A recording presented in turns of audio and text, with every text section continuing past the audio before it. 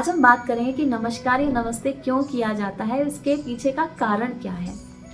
तो आपने देखा होगा कि भारतीय संस्कृति में जब भी हम किसी व्यक्ति से मिलते हैं तो हम हाथ जोड़कर नमस्कार करके अभिवादन प्रकट करते हैं। तो ये जो परंपरा है वो आज से नहीं है, बहुत पुरानी है, यानी सदियों पुरानी है।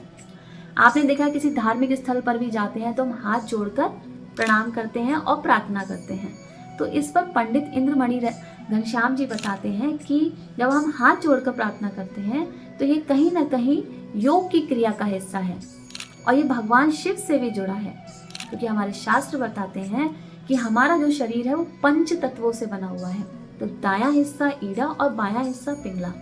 जो ईड़ा और पिंगला नाड़ियां हैं वो शिव शक्ति का ही रूप है। तो जब शिव और शक्ति का मिलन होता है तो अर्धनारीश्वर का रूप वो पूरा करते हैं। साथ ही साथ जब हम हाथ जोड़ते हैं तो हमारा जो हाथ है वो हृदय के समीप होता है। तो इससे क्या होता है, हमारा हृदय चक्र और आज्ञा चक्र दोनों सक्रिय हो जाते हैं। तो हृदय चक्र यानी कि दैवीय शक्ति जो होती है वो हमें ऊर्जा प्रदान करती है। इससे हमें सोचने समझने की शक्ति मिल जाती है, बढ़ जाती है और मन शांत रहता है। तो जब शरीर संतुलन रहता है, मन विचार संतुलन रहते हैं, तो हमारे शरीर का जो रक्त है वो सही तरह से प्रभावित होता है। तो हाथ जोड़ने से क्या होता है, हाथ जोड़ के प्रणाम करने से सकारात्मक ऊर्जा हमें मिलती है और साथ ही साथ हम सामने वाले व्यक्ति को भी सम्मान प्रदान कर पाते हैं। वैसे तो नमस्कार शब्द जो है वो संस्कृत भाषा के नमस से लिया गया है, जिसका अर्थ होता है एक व्यक्ति की आत्मा दूसरे व्यक्ति की आत्मा को आभार प्रकट करती है। क्योंकि जब भी आपने देखा, अगर हम वैज्ञानिक तरीके से देखें तो हमारे हाथ की जो नसें होती हैं वो हमारे सर की नसों से जुड़ी होती हैं। तो इससे क्या होता है कि जब भी हम हाथ जोड़ते हैं तो हमारे जो चेतना है वो जागृत होती है और इससे क्या होता है कि हमारी याददाश्त बहुत बढ़ जाती है।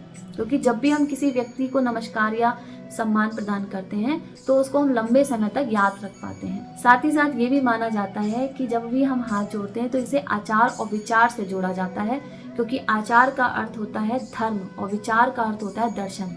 तो जब भी हम हाथ जोड़ते हैं तो इससे आचार विचार यानी कि हमारे धर्म और दर्शन दोनों ही संतुलन रहते हैं। कितनी बड़ी चीज़ें हैं जो हमें पता नहीं रहती, जिसका हमें बोध नहीं होता है। तो जब भी आप इन सब चीज़ों को पढ़ेंगे, जानेंगे और अपने जीवन में उतारेंगे तो इसके महत्व को समझ पाएंगे।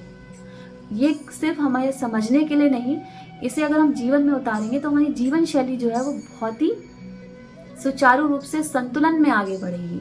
ऐसे ही हमारे सनातन परंपरा में भी हाथ जोड़ने को यानी नमस्ते, नमस्कार या प्रणाम की जो परंपरा है वो प्राचीन काल से चली आ रही है। तो प्राचीन काल में नमस्ते और नमस्कार शब्द को प्रणाम शब्द से लिया गया था, क्योंकि प्रणाम शब्द का जो संबंध है वो प्रणत से होता है और प्रणत का अर्थ होता है विनीत और नम्र, यानी कि आप सम्मान पूर्वक किसी के आगे झुकते हैं, सम्मान देते हैं। वैसे तो सनातन परंपरा में देवी देवताओं को, बड़ों को और अपने से गुरुओं को प्रणाम किया जाता था। इसीलिए प्राचीन काल में गुरुकुल आदि में गुरुओं को दंडवत प्रणाम करने का एक सिद्धांत था, जिसका अर्थ था कि गुरु के आगे लेट जाना। उसका उद्देश्य ये था कि गुरु के पैरों के अंगूठे में जो ऊर्जा प्रभावित होती है उसको शिष्य अपने मस्तक पे धारण कर ले। तो ये छोटी छोटी परंपराएं हैं जो हमें सकारात्मक ऊर्जा देती हैं और हमें जीवन में संतुलन के साथ आगे बढ़ाने में मदद करती हैं।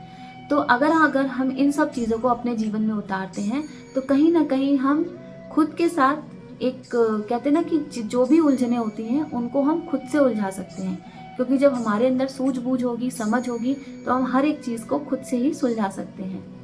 तो गुरुओं का आशीर्वाद तभी मिल पाता है जब हम किसी को सम्मान देते हैं। अगर हम सम्मान देंगे तभी हमें सम्मान मिलेगा। तो जीवन में छोटी छोटी परंपराएं हैं, उन्हें अपने जीवन में धारण करें और आगे बढ़ें। तो आई होप कि आपको मेरा वीडियो अच्छा लगा होगा। अगर अच्छा लगा तो please like, share and comment करना ना भूलें एंड सब्सक्राइब भी ज़रूर करें। तो तब तक के लिए राधे राधे।